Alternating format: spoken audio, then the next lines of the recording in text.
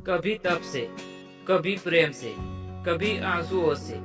जब कोई सच्चे मन से पुकारे तो महादेव अवश्य उतरते हैं। दोस्तों, आज हम आपको ले चलेंगे एक ऐसी आध्यात्मिक यात्रा पर जहां सावन की एक बूंद बूंद में शिव का स्पर्श है और हर श्वास में उनके नाम की गूंज है। यह केवल एक स्क्रिप्ट नहीं है, एक आह्वान है उस ईश्वर के चरणों की ओर जो सहारक भी है और सर्जन करता भी। आइए इस सावन खुद को शिवम करें। सावन मास हिंदू पंचांग के अनुसार वर्ष का सबसे पवित्र महीना माना गया है। यह वह समय है जब प्रकृति स्वयं स्नान करके हरियाली ओढ़ लेती है और जैसे जैसे वर्षा की बूंदे धरती को सिंचती है, वैसे ही यह मास आत्मा को भी तपस्या और भक्ति से सींचने का अवसर प्रदान करता है।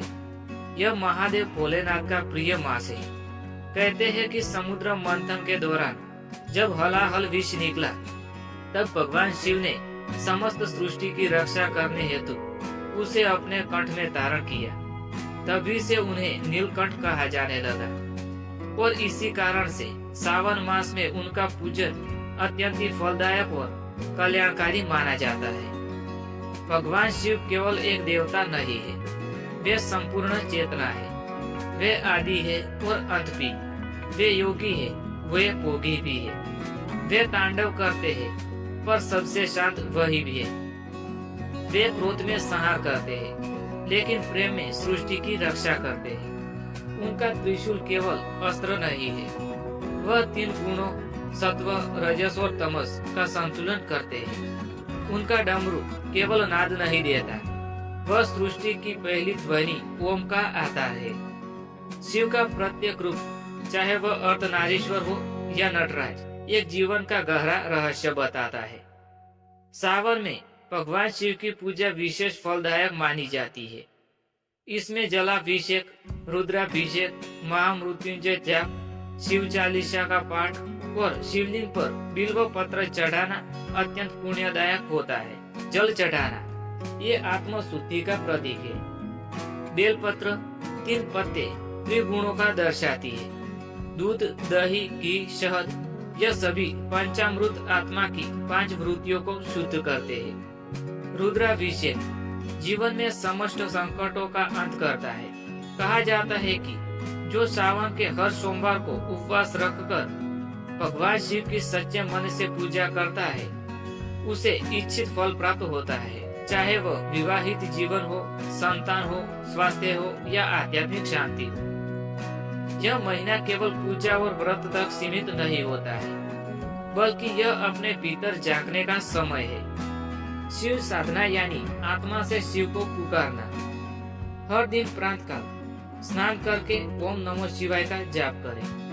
शिव मंत्रों का पाठ करें, जैसे महामृत्युंजय मंत्र, रुद्राष्टक। सोमवार को शिव मंदिर में जाएं या घर पर शिवलिंग का पूजन करें। उपवास के दौरान केवल फलाहार या सात्विक भोजन करें। इससे आत्मा की अशुद्धियां दूर होती है और मन शांत होता है। ध्यान और मौन शिव के मूल तत्व है। अगर आप पूरे सावन मास सिर्फ 10 मिनट भी मौन रहकर शिव ध्यान करें तो आप अपने भीतर एक दिव्यता महसूस करेंगे। महादेव सिखाते हैं कि जीवन में कितनी भी विषम परिस्थिति हो, हमें सहनशीलता, विवेक और संयम नहीं छोड़ना चाहिए। जब उन्होंने हलाहल विष पिया, तब भी उन्होंने सृष्टि का कल्याण किया। जब आप संघर्षों से थक जाए, जब जीवन निरर्थक लगने लगे, तो याद रखें, भगवान शिव समाधि में बैठकर भी सृष्टि चलाता है।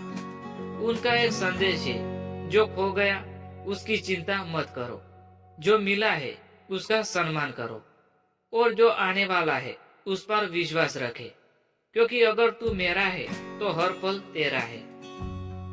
सावन में 4 या 5 सोमवार आते हैं और हर सोमवार का अपना विशेष महत्व है। प्रथम सोमवार संकल्प का दिन, अपने जीवन में क्या पाना है यह स्पष्ट करें। द्वितीय सोमवार साधना दिन, मन और इंद्रियों को संयमित करें।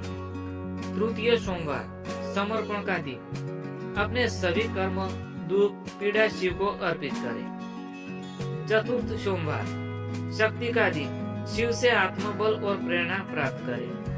पंचम सोमवार, अगर हो तो आभार का दिन, ईश्वर को धन्यवाद दे। हर सोमवार शिवलिंग पर जल चढ़ाकर यह मंत्र बोले, ओम त्र्यंबकम यजामहे सुगंधि पुष्टि वर्धनम उर्वारुकमि बंधना मृत्युर्मोक्षीय मातृता।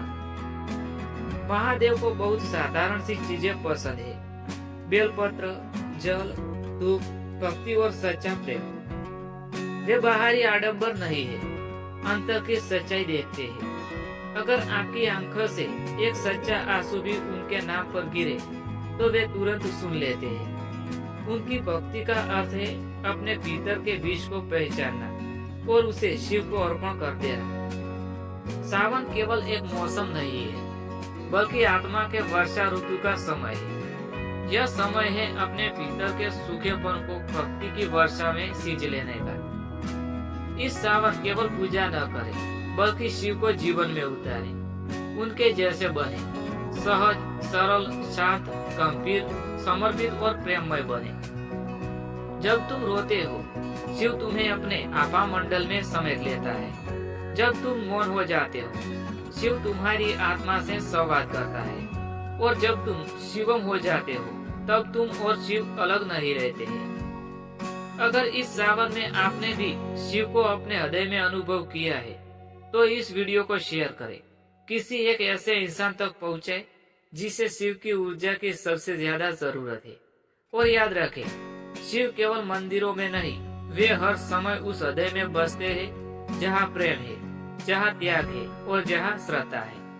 हर हर महादेव, जय भोलेनाथ, जय शिव शंकर। दोस्तों, इसी के साथ यह ज्ञानवर्धक वीडियो यहाँ समाप्त होता है।